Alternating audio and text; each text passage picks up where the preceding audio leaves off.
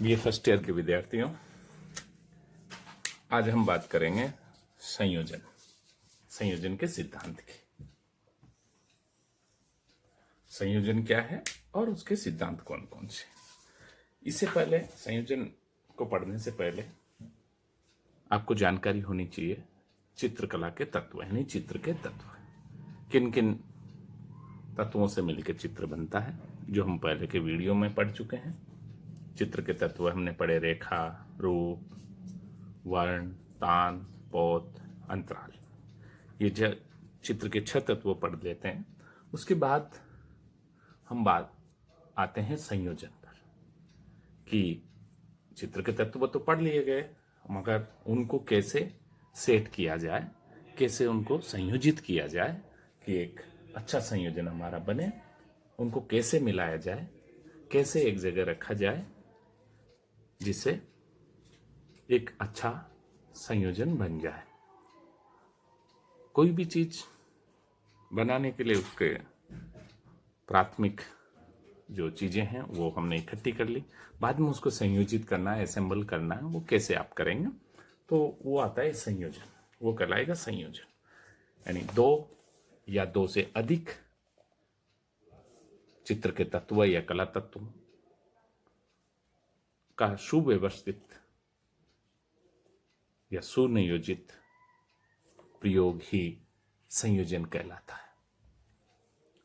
चित्र के तत्व रेखा, रूप, वर्ण, तान, पोत, अंतराल आदि को सुनियोजित प्रयोग में लाना ही संयोजन कहलाएगा।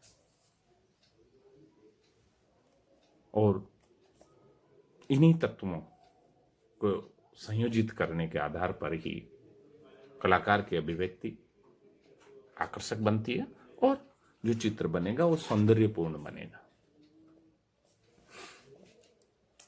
अब आता है कि कलाकार का अपना व्यक्तिगत रुचि और अनुभव होते हैं, उन्हीं के आधार पर वो संयोजन का निर्माण करेगा। उसकी कल्पना शक्ति, उसका ऑब्जर्वेशन कैसा रहेगा, तो वो वैसा ही उपयोग में उनको लेगा।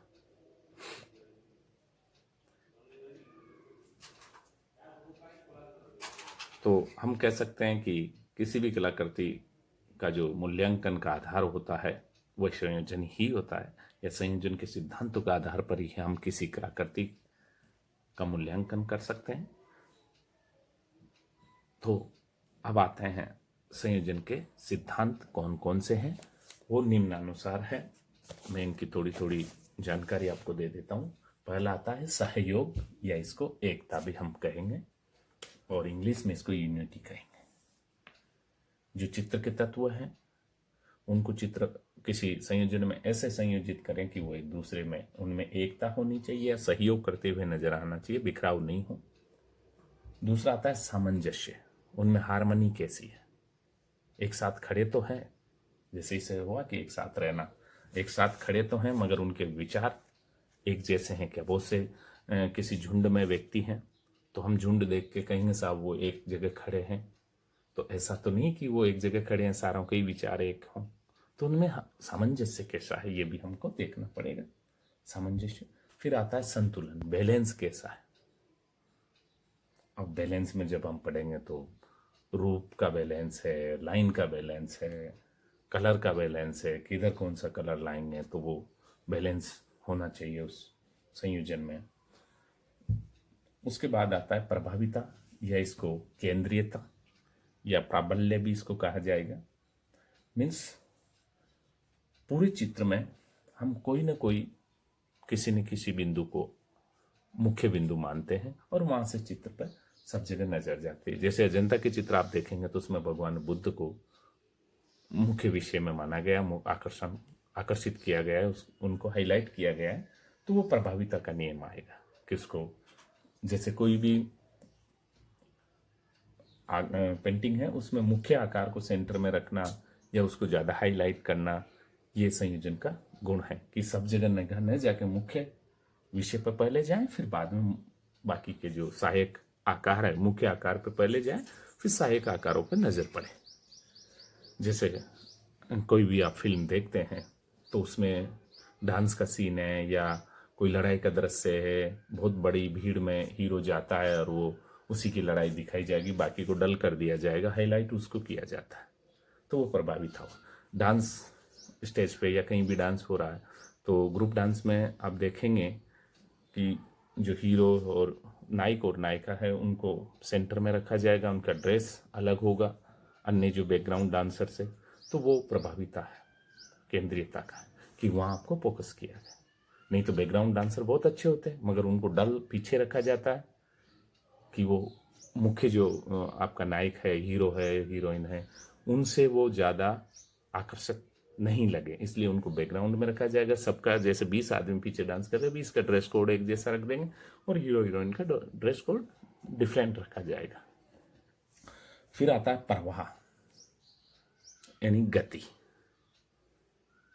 किसी भी चित्र में संयोजन में गति का होना अति आवश्यक है, नहीं तो वो निर्जीव सा वो चित्र लगेगा, स्थायी लगेगा। तो उसमें रिदम होना जरूरी है। रिदम हम तान का प्रयोग है, अंतराल को कैसे कैसे हम डिवाइड करें, रूपों को कैसे रिपीट करें या कैसे उसमें गति लाएंगे, तो उसको रिदम कैसा होना चाहिए। फिर आता है प्रमाण या अनुपात या जिसको हम कहेंगे प्रपोर्शन। आकार छोटे बड़े उनको कैसे बनाना है, तो वो अनुपात हो। बैलेंस और अनुपात को आप एक ना समझे, बैलेंस का अलग है, और रूप है उनको कैसे प्रमाण के आधार पर बनाएंगे, ये हम जब इनकी अलग से डिटेल पढ़ेंगे। सहयोग, सामंजस्य, संतुलन, प्रवाह, प्रभाविता, प्रवाह, प्रमाण, जब इनको एक एक एक की डिटेल पढ़ेंगे तब उनको विस्तार से हम जानेंगे। तो आपको ये याद रहे कि संयोजन क्या है और संयोजन के सिद्धांत कौन कौन से। तो एक बार फिर संयोजन के सिद्धांत, प्रिंसिपल्स ऑफ कंपोजिशन, कौन कौन से इसके सिद्धांत हैं?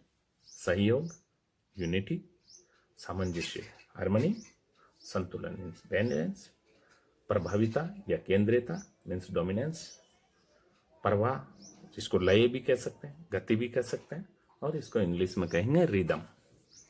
अगला आता है प्रमाण या अनुपात यानी प्रपोर्शन।